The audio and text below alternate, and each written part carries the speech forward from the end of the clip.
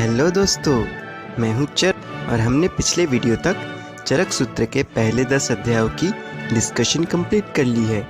यदि आप इस चैनल पर नए हैं तो डिस्क्रिप्शन बॉक्स में जाकर उन दोनों वीडियो के लिंक आपको मिल जाएंगे और साथ ही में टेलीग्राम चैनल की लिंक भी मिल जाएंगी, जहां पर आप सब्सक्राइब करके हमारे वीडियो की लिंक प्राप्त कर सकते हैं।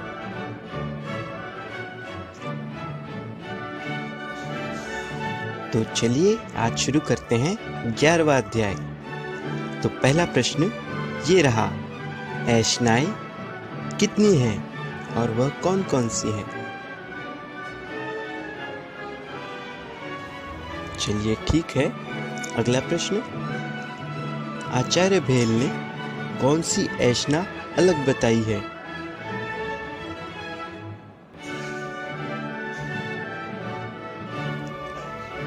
प्रत्यक्ष प्रमाण में बाधक कारणों की संख्या बताइए। अगला प्रश्न है, चरक सूत्र 11वें अध्याय में कितनी परीक्षाएं बताई गई हैं?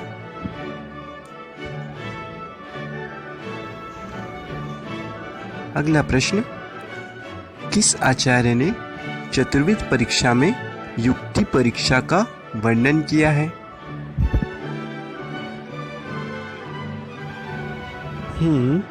सही। तो चलिए अगला प्रश्न है, ऋतु संधि में कुल कितने दिन होते हैं? जरा ध्यान से सुनिएगा।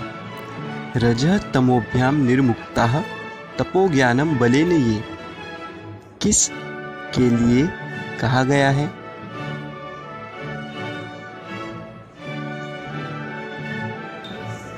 अगला प्रश्न, यह श्लोक किसके लिए कहा गया है? आत्मेंद्रिय मनो अर्थानाम सन्निकर्षात् प्रवर्तते।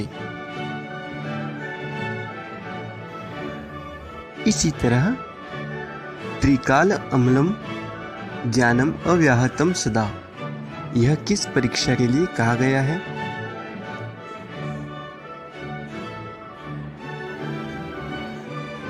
बहुत बढ़िया। अगला प्रश्न थोड़ा इसी तरह से, प्रत्यक्ष पूर्वम त्रिविधम त्रिकालम च डैश किस परीक्षा के लिए कहा गया है? ये रहा अगला प्रश्न, त्रिकालः या ज्ञेया त्रिवर्ग साध्यते यह किस परीक्षा के लिए कहा गया है? एक और प्रश्न, बुद्धि पश्यति या भावान बहु कारण योगजान किस परीक्षा के लिए कहा गया है?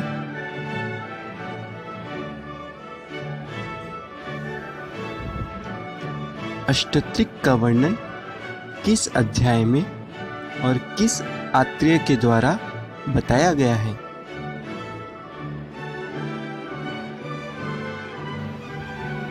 आयुर्वेद में त्रिस्तंभ और उपस्तंभ कौन कौन से हैं बताएं?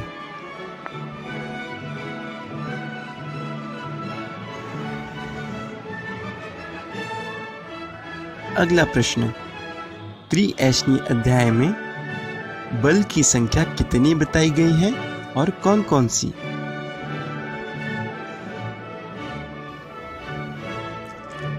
त्रिविधम विकल्पम त्रिविधम एव कर्म डैश इति व्यवस्येत किसके लिए कहा गया है?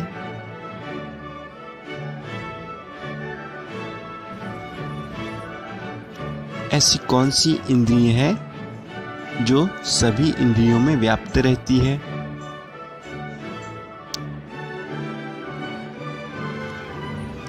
अगला प्रश्न, कितने रोगमार्ग बताए गए हैं और कौन कौन से?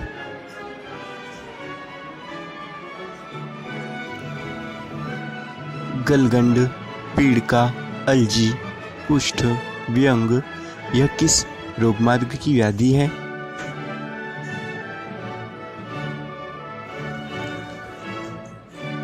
पक्षवध, शोष, राजयक्ष्मा यह किस रोगमार्ग की व्याधि है?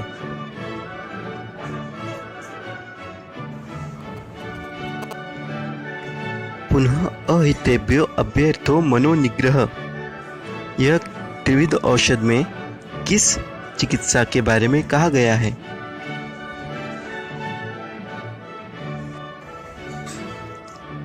मंत्र, औषधि, होम, प्रायश्चित, उपवास, यह किस तरह की चिकित्सा में किया जाता है?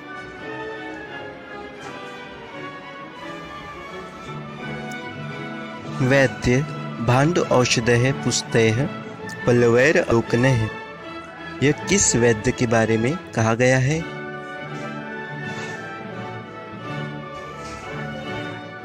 अंतिम प्रश्न, श्री यशोज्ञान सिद्धानाम व्यपदेशादतिद्दा, किस वैद्य के बारे में कहा गया है?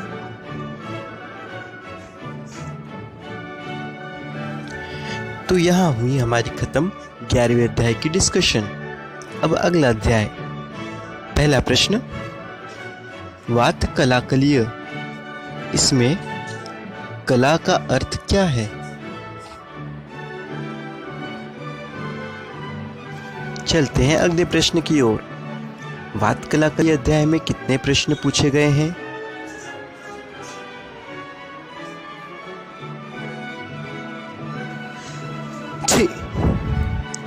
अगला प्रश्न, वात के 6 गुण का वर्णन किस आचार्य ने किया है? ये रहा अगला प्रश्न, वात के प्रकोप कारण किस आचार्य ने बताए हैं? बढ़िया। ऐसा ही अगला प्रश्न है, वात के शमन के कारण किस आचार्य ने बताए हैं?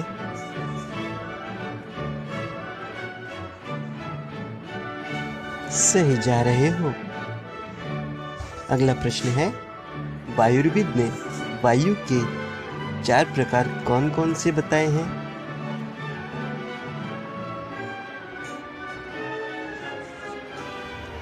अगला प्रश्न है, सर्वेंद्रियाणाम उद्योजकः, यह किस वायु का कर्म है?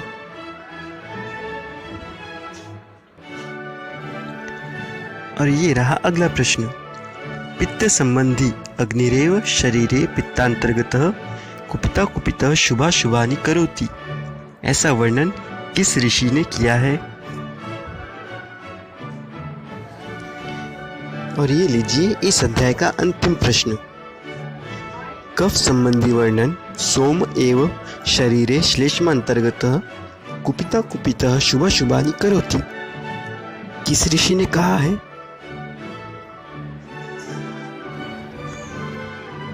मद्यपान किस वेगधारण जन्य की चिकित्सा कही गई है?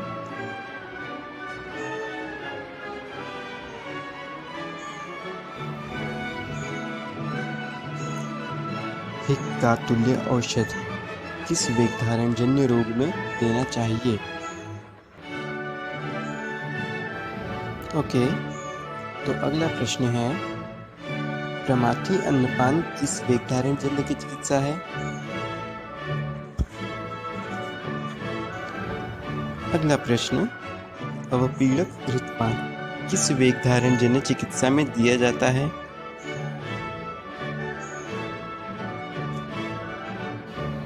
अगला प्रश्न बताइए हमें कि धारणीय वेगों की संख्या कितनी बताई गई?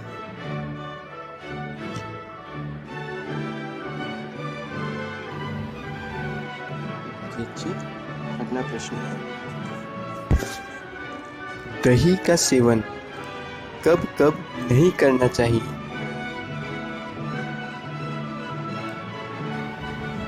टाइम पर ध्यान दीजिए। अगला प्रश्न, पादांशिक क्रम का वर्णन किस अध्याय में आया है?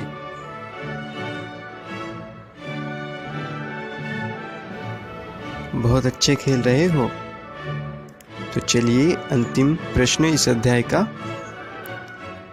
दोष क्षयो अग्नि वृद्धिश्च किसके लाभ बताए गए हैं?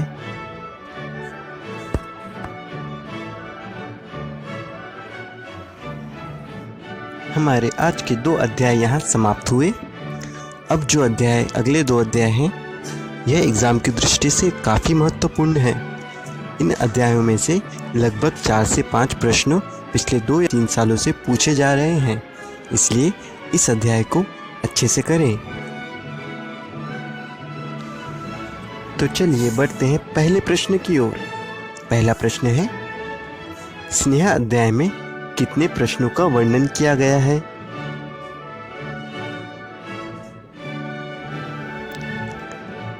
स्नेह की कितनी योनियां बताई हैं?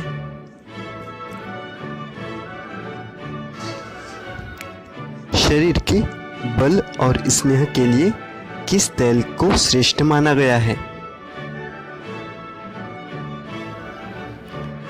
स्नेह अध्याय में विरेचन हेतु किस तेल को अग्र या सर्वश्रेष्ठ कहा गया है? अब अगला प्रश्न है, चतुर्विध स्नेह में संस्कारा अनुवर्तन यह किस स्नेह का गुण है?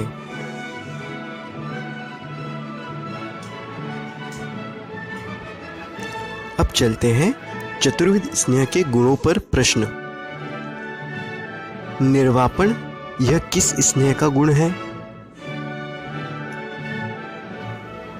चरक के अनुसार योनि विशोधनम यह चतुर्विध स्नेह में से किस स्नेह के द्वारा किया जाता है?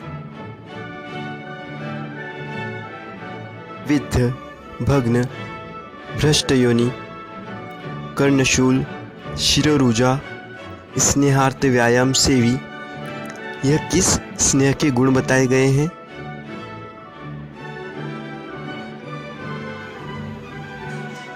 विशेष तो अस्थनाम च बलकृत यह किस स्नेह का गुण बताया गया है?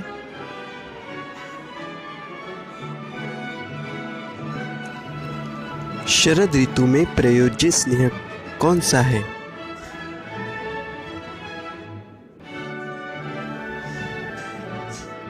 वसा और मज्जा का उपयोग किस ऋतु में किया जाता है?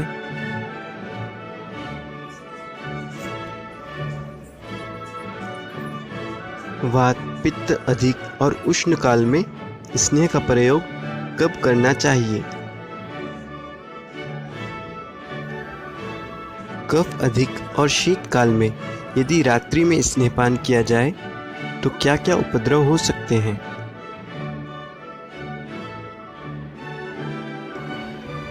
घृत का सेवन किस अनुपान के साथ बताया गया है? ऐसा कौन सा अनुपान है जो चतुर्विध स्नेह के साथ कोई भी स्नेह में लिया जा सकता है?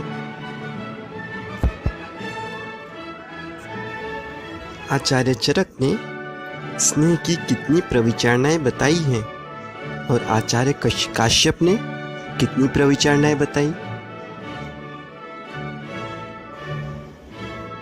आचार्य चरक ने प्रथम कल्पना ऐसा किसके लिए कहा गया है?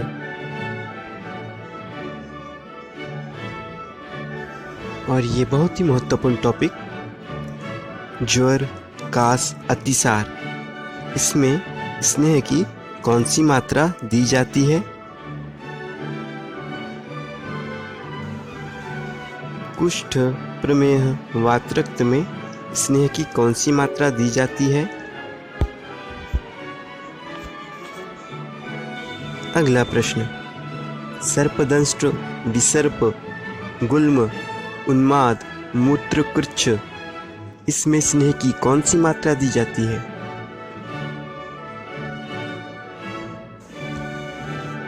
नित्य प्रभूत स्नेह सेवी, ऐसे व्यक्ति को स्नेह की कौन सी मात्रा दी जानी चाहिए?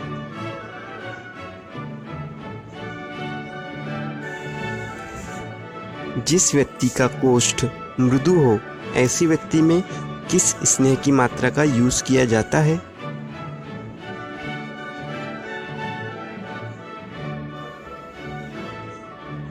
मद विभ्रंश, ऐसी अवस्था में स्नेह की कौन सी मात्रा का प्रयोग किया जाता है?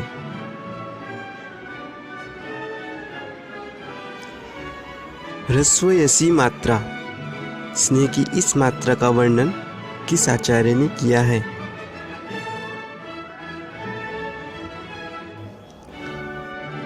अगला प्रश्न है, स्नेह परीक्षार्थ भट्ट ने स्नेह की कौन सी मात्रा का उपयोग किया है?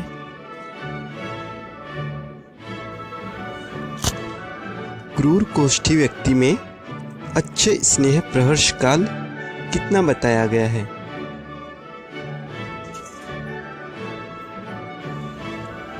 स्नेहपान से पूर्व रुग्ण को किस तरह का आहार देना चाहिए?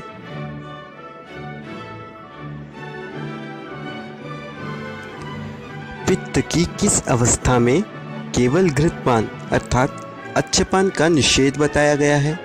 सामपित्त या निरामपित्त?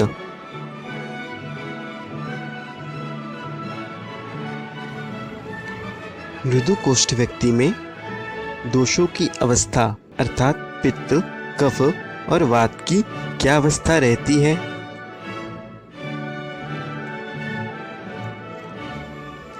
इस अध्याय का एक और महत्वपूर्ण टॉपिक जिस पर प्रश्न पूछे जाते हैं, कृमि कोष्ठ क्रूर कोष्ठ में कौन सा स्नेह उपयोग किया जाता है?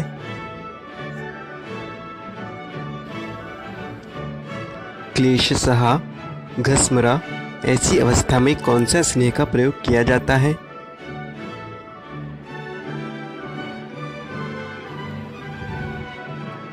महत अग्निबल अर्थात जिसका अग्निबल महान हो, ऐसी अवस्था में किस स्नेह का प्रयोग किया जाता है?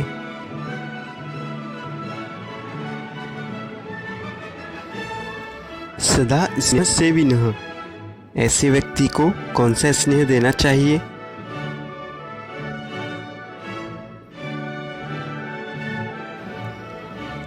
अस्थि, संधि, सिरा, स्नायु, मर्म, कोष्ठ, महारुजः ऐसी अवस्था में किस स्नेह का प्रयोग किया जाता है?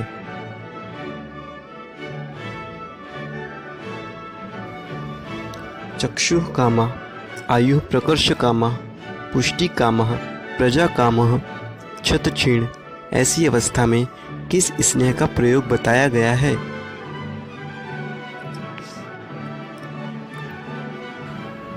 दोस्तों, स्नेहपान के कितने दिन के बाद वमन दिया जाता है?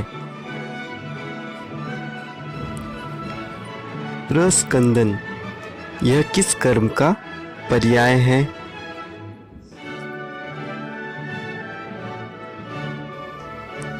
इस अध्याय का अंतिम प्रश्न, इस अध्याय में लवण के कौन से गुण कहे गए हैं? बहुत बढ़िया। यह अध्याय एग्जाम की दृष्टि से बहुत इम्पोर्टेंट है। इसी तरह अगला अध्याय स्वेद अध्याय, इसमें से भी प्रश्न पूछे जाते हैं। तो चलिए शुरू करते हैं इस अध्याय की शुरुआत। स्वेदन के कुल कितने प्रकार वर्णन किए गए हैं?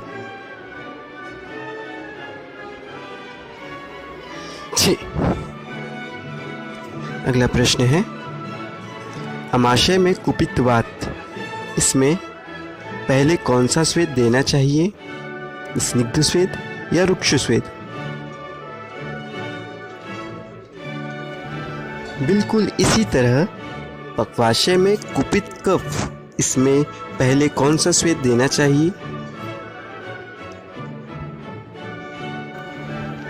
स्वल्प स्वेद और अल्प स्वेद ऐसा प्रकार किस आचार्य ने बताया है?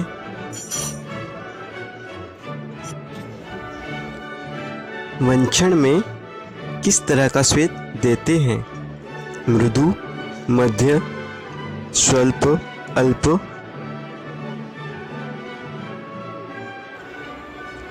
अगला प्रश्न है, ग्रीष्म ऋतुचर्या में वर्णित आहार विहार का वर्णन किसके अतियोग में किया जाता है? बहुत अच्छे। उसी प्रकार सुश्रुत के अनुसार स्वेद के अतियोग में किस तरह की चिकित्सा की जाती है? अगला प्रश्न, काश्यप और वाग्भट ने श्वेत के अतियोग में कौन कौन सी तरह की चिकित्सा बताई है?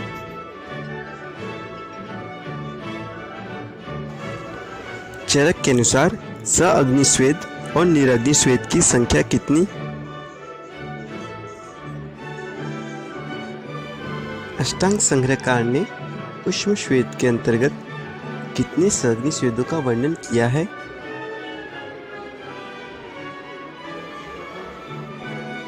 भाव प्रकाश के अनुसार अवगाहन श्वेत की मात्रा कितने मूर्त है?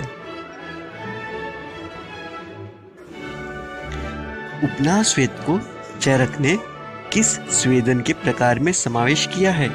सअग्नि या निरग्नि? उपनाह श्वेत को सअग्नि और निरग्नि दोनों में किस आचार्य ने समावेश किया है?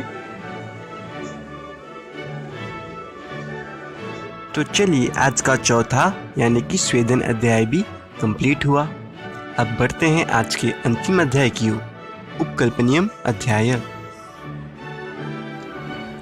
इस अध्याय का पहला क्वेश्चन, संशोधन अथवा पंचकर्म औषध संग्रह का वर्णन किस अध्याय में किया गया है?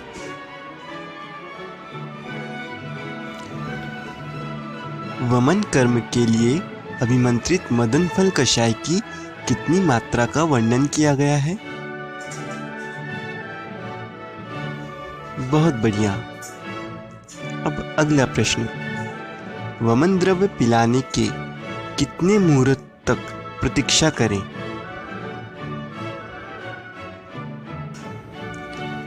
विरेचन के लिए उपयोग त्रिवृत्त कल्क की कितनी मात्रा जल अथवा किसी द्रव में घोलकर पिलाएं?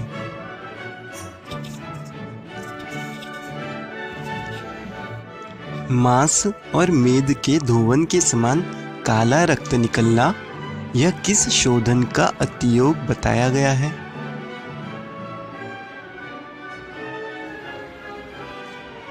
संसर्जन क्रम में मध्य शुद्धि में कितने अन्नकाल वर्णन किए गए हैं?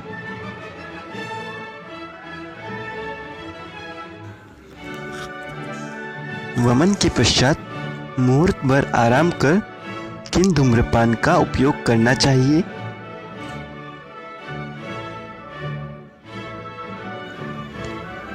वायु की गति प्रतिलोम हो जाना या वेगों का विभ्रंश और विबंध होना, यह किस शोधन के अयोग के लक्षण है?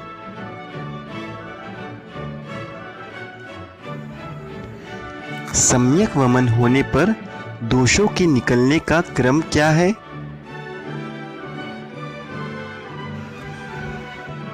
फेनिल रक्त चंद्रिकोपगमनम इति अतियोग लक्षणानि, किसका अतियोग का लक्षण है? वमन कर्म के दौरान लक्षण के अनुसार दोषों की अवस्था बताइए। वमन कर्म के दौरान लोमहर्ष होने पर दोषों की क्या अवस्था होती है? अगला प्रश्न, कुक्षी में अध्यमान होने पर वमन कर्म के दौरान दोष कहाँ पहुँचते हैं? और ये रहा आज का अंतिम प्रश्न, श्वेत का प्रादुर्भाव होने पर वमन कर्म के दौरान दोषों का क्या अवस्था है? हे दोस्तों, आज हमने बहुत ही इम्पोर्टेंट चैप्टर्स देखे हैं। अभी तक हमारे 15 चैप्टर्स के डिस्कशन हो चुके हैं।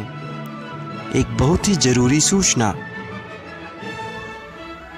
इस डिस्कशन का मोटो यह है कि आप इम्पोर्टेंट टॉपिक्स टिक कर सकें। मेरा आप सभी से अनुरोध है कि डिस्कशन के दौरान अपने अपने नोट्स अपने सामने रखें और 1% भी किसी क्वेश्चन पर डाउट होता हो तो तुरंत नोट्स में चेक करें या हमें कमेंट बॉक्स में उस क्वेश्चन को लिखें, जिसका आंसर हम ज़रूर करेंगे। तो चलिए आज हम यहीं रुकते हैं।